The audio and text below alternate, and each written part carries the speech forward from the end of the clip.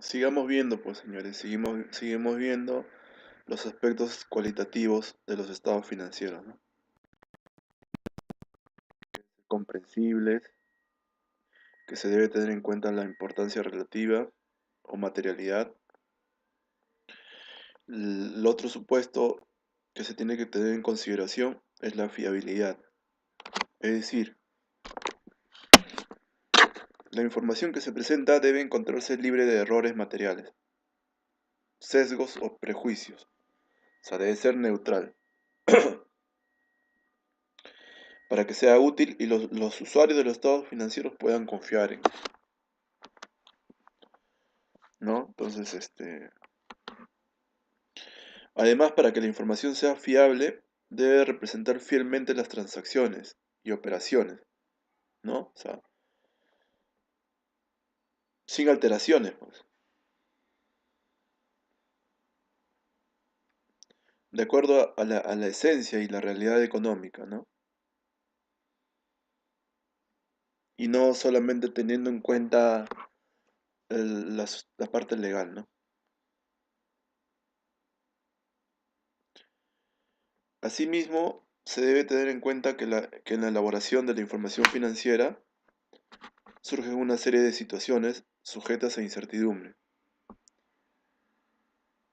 que requieren de juicios que deben ser realizados ejerciendo la prudencia, ¿no? Esto implica que los activos e ingresos, así como las obligaciones y gastos, no se sobrevaloren o se subvaloren, ¿no?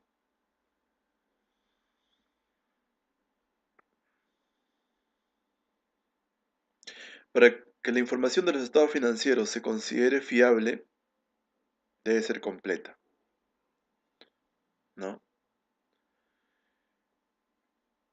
¿Qué otra consideración cualitativa tiene el estado financiero? La comparabilidad. O sea, debe ser comparable de un periodo a otro.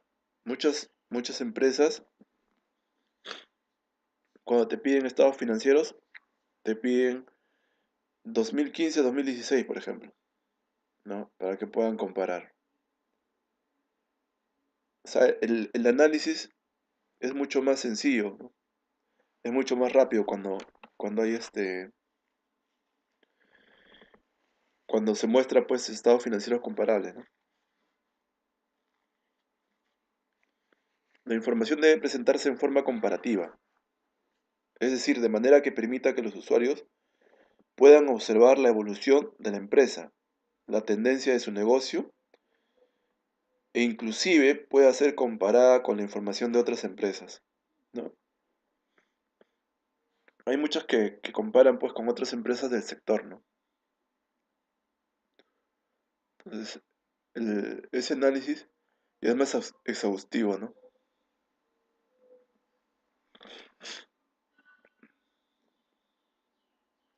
La comparabilidad también se sustenta en la aplicación uniforme de las políticas contables, ¿no? Como les dije, las políticas contables las diseñan internamente, ¿no?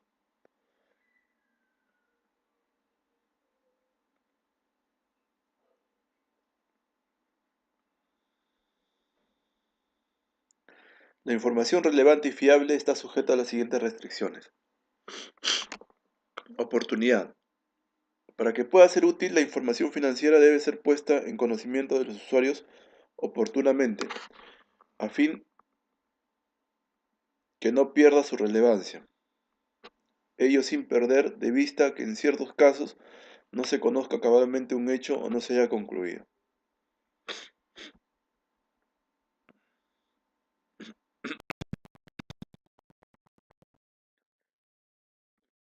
Elementos de los estados financieros. Los elementos de los estados financieros reflejan los efectos de las transacciones y otros sucesos. Como les estaba diciendo, ¿no? Los elementos son 1, 2, 3 para el activo, 4 para el pasivo, 5 patrimonio, 6 gastos por naturaleza, 7 ingresos, ¿no?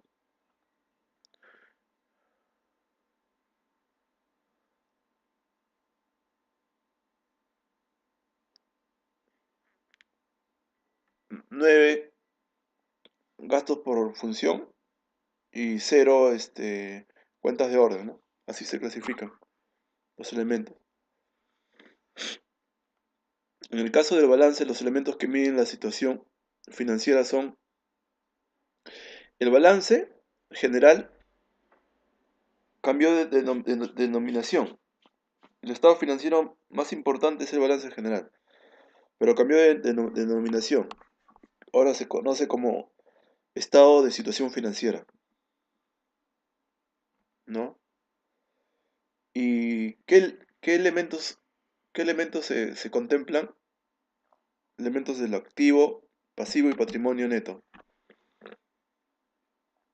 El estado de ganancias y pérdidas cambió también de nombre, ahora es estado de resultado integral, ¿no? ¿Y qué elementos se incluyen? Los elementos de ingresos y los elementos de gastos. Ustedes saben que los elementos es a un dígito, ¿no? Las cuentas son a 2 dígitos, ¿no? La subcuenta 3 dígitos, divisionaria 4 y subdivisionaria 5, ¿no? Esa es la estructura del plan de cuentas, ¿no? Entonces, para ya ir viendo más adelante, o sea, más a fondo, cómo está dividido los estados financieros, ¿no? Tenemos varios estados financieros. Tenemos estado de situación financiera, estado de resultado integral, flujo de efectivo, estados cambios en el patrimonio neto, que son los 4 estados financieros más importantes, ¿no?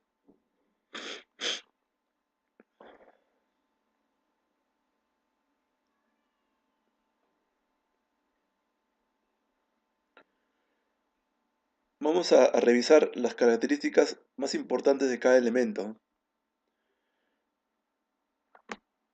El elemento activo, que sería las cuentas el elemento 1, 2 y 3, ¿no? ¿Qué se refiere al activo?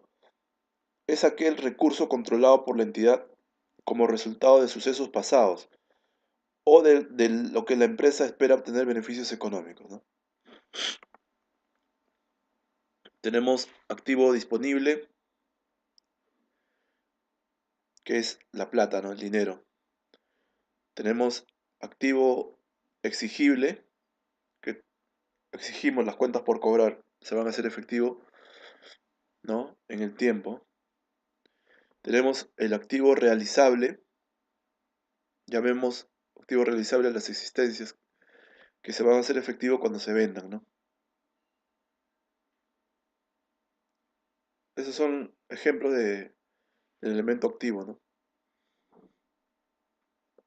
De igual forma, ¿qué es el pasivo?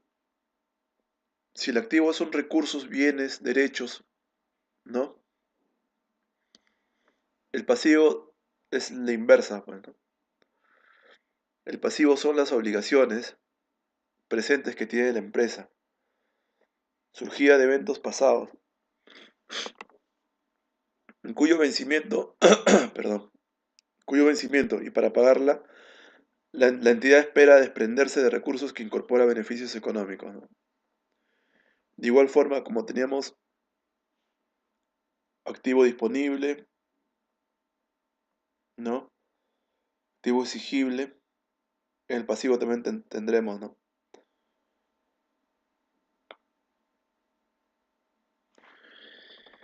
Eh, ¿A qué denominamos? Ustedes van a ver activo corriente, activo no corriente, pasivo no corriente.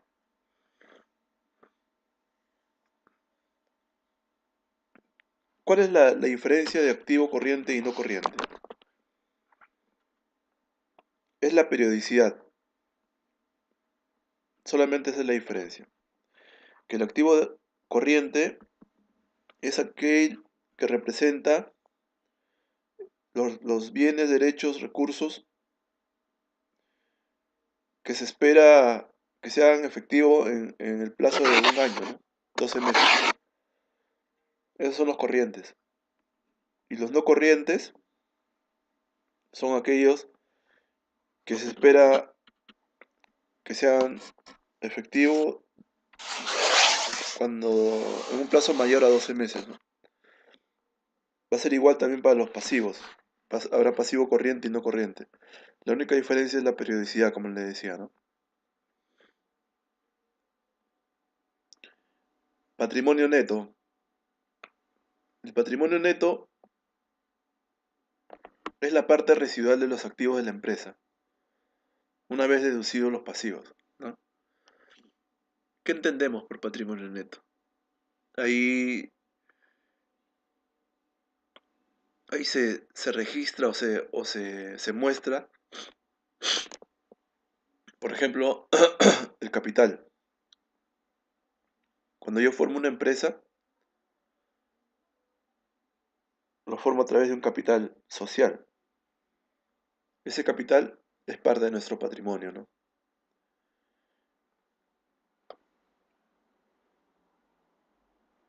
¿Qué otras partidas estarán dentro del patrimonio? Las reservas, ¿no?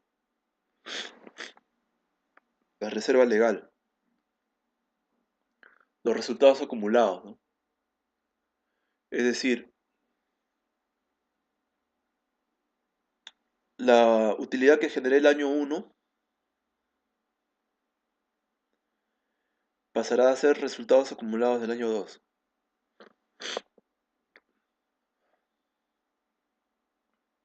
Básicamente eso también está en, en el patrimonio, ¿no? Tanto negativo como positivo. Puede ser resultado acumulado en negativo o resultado acumulado en positivo, ¿no? Dependiendo si tuve pérdida o si tuve ganancia, ¿no?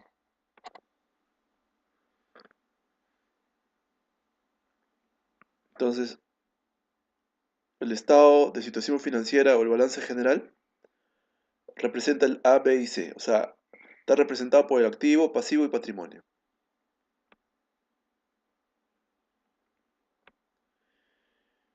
Y el estado de resultados o el estado de situación, el estado de resultado integral, está representada por los elementos de ingresos y gastos. O sea, clase 7 y clase 6, ¿no?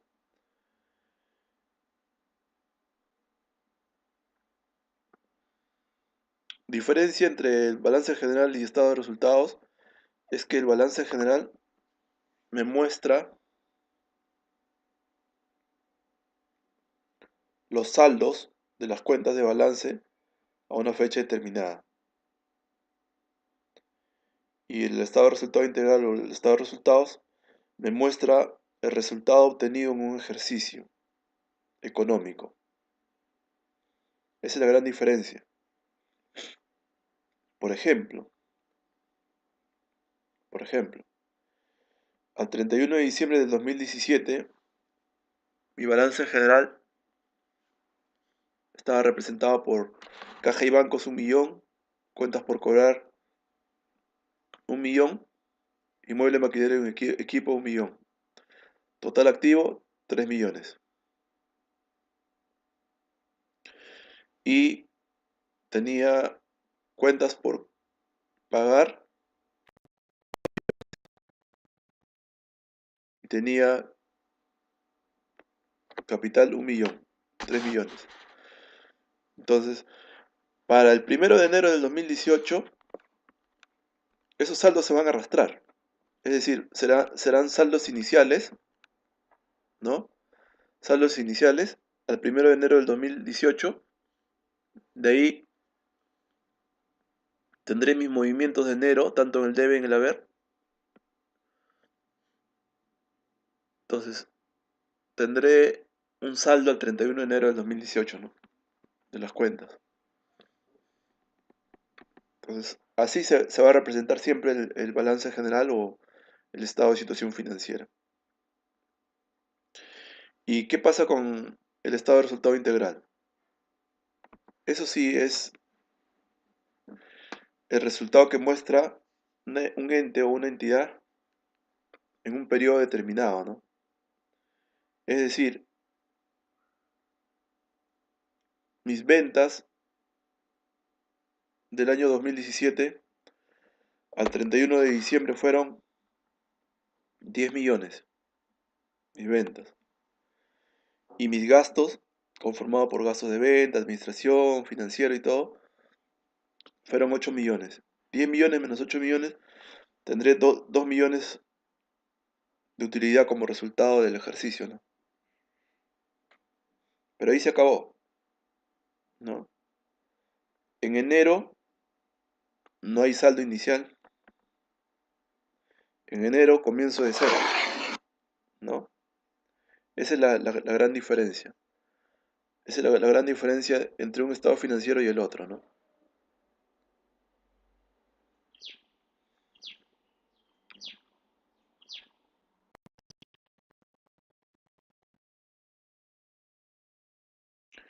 ¿Qué diferencia hay entre costo-gasto? El costo está relacionado directamente al proceso productivo y el gasto no. El gasto está relacionado indirectamente, ¿no? Por ejemplo, el sueldo que gana ¿cómo se llama? El contador será gasto de administración, ¿no? Y el sueldo que gana el gerente de producción y logística será costo, pues, ¿no?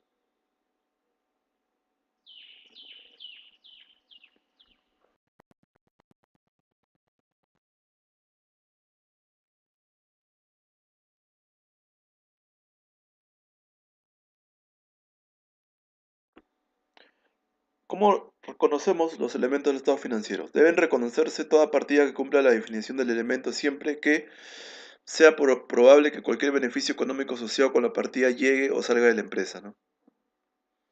Que la partida tenga un costo o valor que pueda ser medido con fiabilidad. Recién ahí se puede reconocer el elemento, ¿no?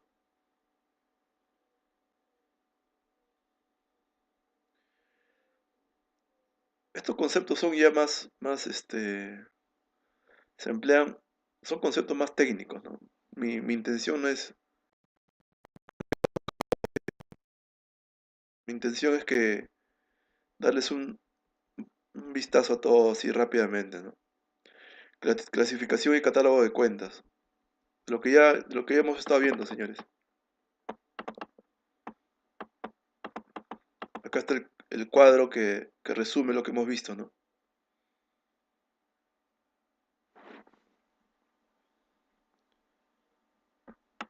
Cuentas del activo, el elemento 1, elemento 2, elemento 3. Rubro o cuenta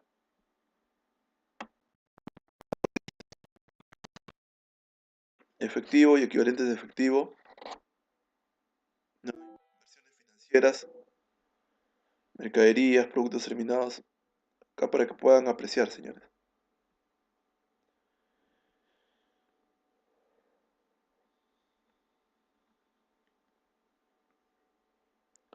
Todos estos son los rubros o cuentas, ¿no? De cada elemento.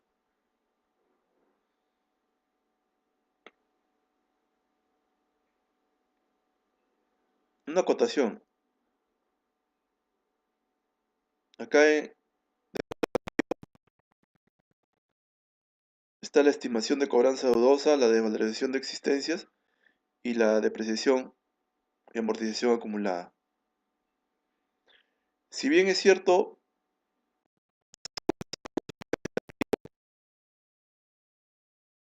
pero van a ir en signo negativo. O sea, es decir, por ejemplo, la 33, que es activos fijos, inmuebles, maquinaria y equipo, tiene un desgaste, ¿no? Y ese desgaste se llama depreciación y amortización acumulada. Entonces, por ejemplo, si yo tengo en activos 100 y depreciación 80,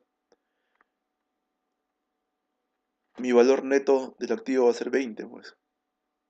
O sea, la 19, la 29 y la 39 son cuentas del activo, pero van en, en negativo.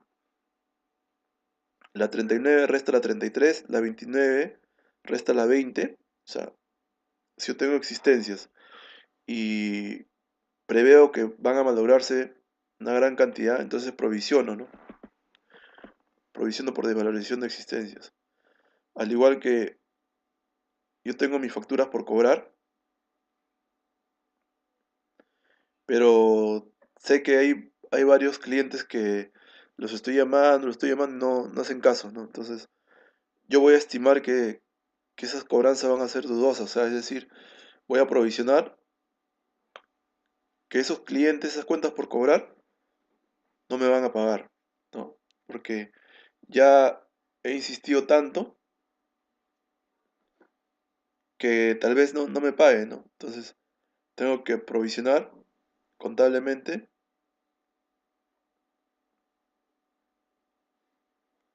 ¿no?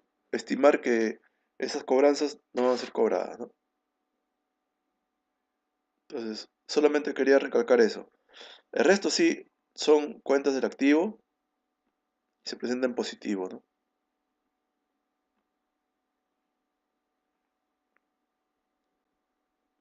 El elemento 4.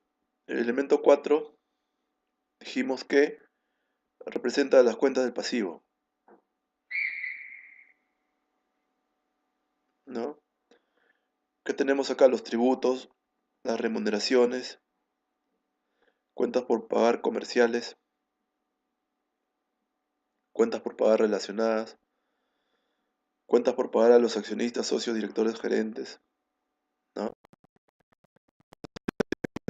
Las obligaciones que la empresa tiene como instituciones financieras van a estar en la 45, ¿no?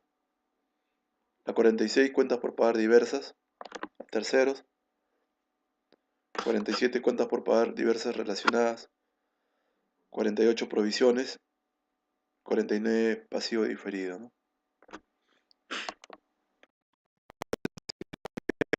Refiere activo y pasivo diferido. ¿Qué es el activo y pasivo diferido? Es la contabilización de las diferencias que existen entre las partidas tributarias y las partidas contables. O sea, en términos más simples, la diferencia entre la contabilidad y la tributación van a originar un activo diferido o un pasivo diferido. Por último, el elemento de la clase 5, ¿no? ¿Qué tenemos ahí? Patrimonio, cuentas de patrimonio. Como les decía, tenemos capital, capital adicional, reservas, resultados acumulados, ¿no? Ese es el esquema general que tienen que tener en cuenta, ¿no? Ese es el esquema general.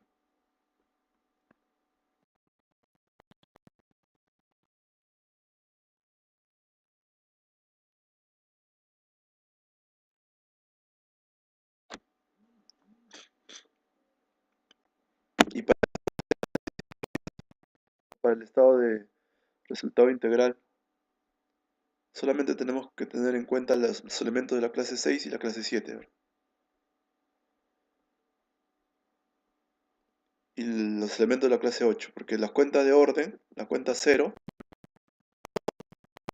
pues como les dije, son para llevar un control nada más. Entonces no se considera eso. La cuenta de la clase 6 están las compras, gastos, ser- servicios prestados por terceros, otros gastos de gestión, gastos financieros, costo de venta.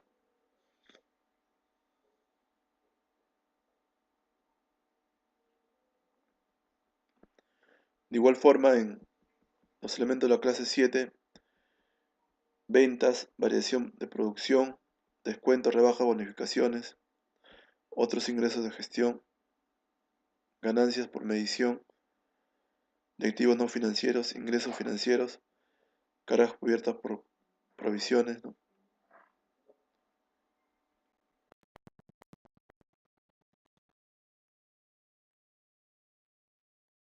Eso, señores.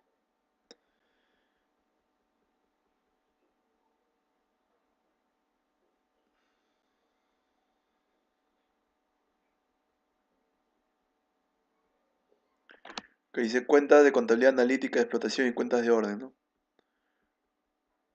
Como le dije, no se presenta por separado porque no influyen en los resultados. Ya, y acaba el catálogo de cuentas, ¿no? Lo que quería mostrarles, ¿no? El elemento, primero un dígito,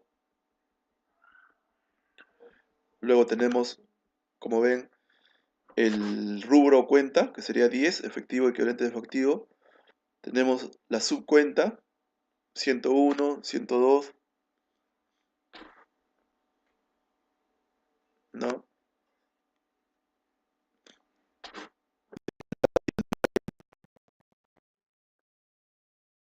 Que es a nivel hasta 5 dígitos. No, divisionaria es a 4 dígitos y la subdivisionaria 5 dígitos, ¿no? Para la cuenta 10 no tenemos subdivisionaria, tenemos hasta divisionaria, ¿no? Como le digo, esta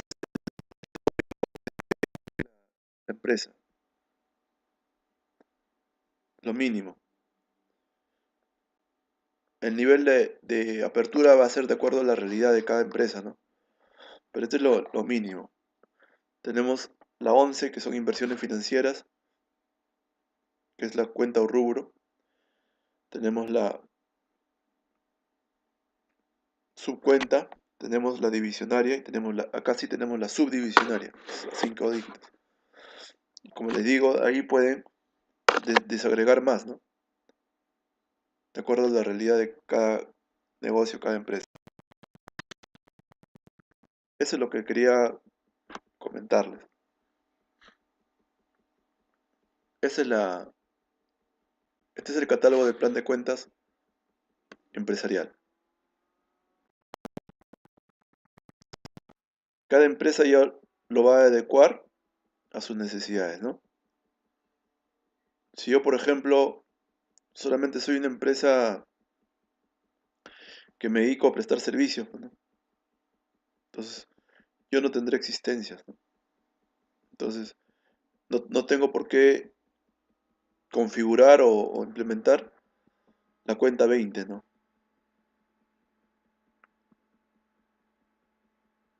Entonces, cada empresa ya va a adecuar el plan de cuentas a la necesidad, ¿no?, de su empresa.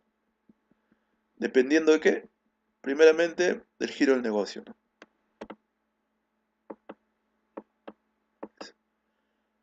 Este este es un catálogo que contiene todititas las cuentas, todititas las cuentas.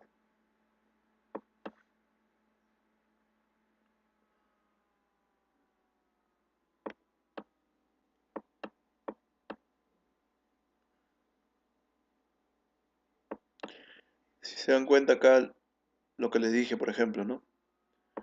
33. La 33 inmueble, maquinaria y equipo es una cuenta del activo, el activo fijo, ¿no? Si se dan cuenta, las divisionarias, la subcuenta y las divisionarias también se van a reflejar en la 39. O sea, la 39 está relacionada con la 33, pero la 39 es por el gasto del activo, ¿no? O sea, cuando se deprecia. Entonces ahorita vamos a ver la 39. Lo que le decía, la 39 es cuenta del activo, pero se presenta en negativo, ¿no? Es la depreciación acumulada. O sea, va a restar a la 33. Lo resta y esa diferencia va a ser el activo neto, ¿no?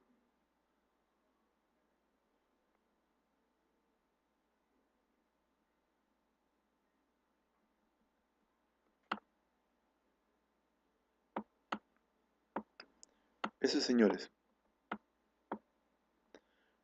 Luego tenemos la 40. Ya la 40 ya es, como les decía, ya es el pasivo, ¿no? Es un elemento del pasivo, la casi 4. Entonces, todas estas cuentas ya representan al pasivo, ¿no? Hasta la 50, ¿no? A partir de la 50 será las cuentas o rubros que representan ya al patrimonio, ¿no? Patrimonio neto es capital, acciones, ¿no? Entonces, eso es lo que quería acotarles con el plan de cuentas empresarial, ¿no? Tengan una visión general. Son la clase 6 ya que representan a los gastos y la clase 7 que representan los ingresos, ¿no? Ambos rubros ya representan el estado de resultado integral o el estado de resultados, ¿no? Que representan la situación económica de una compañía a una fecha determinada.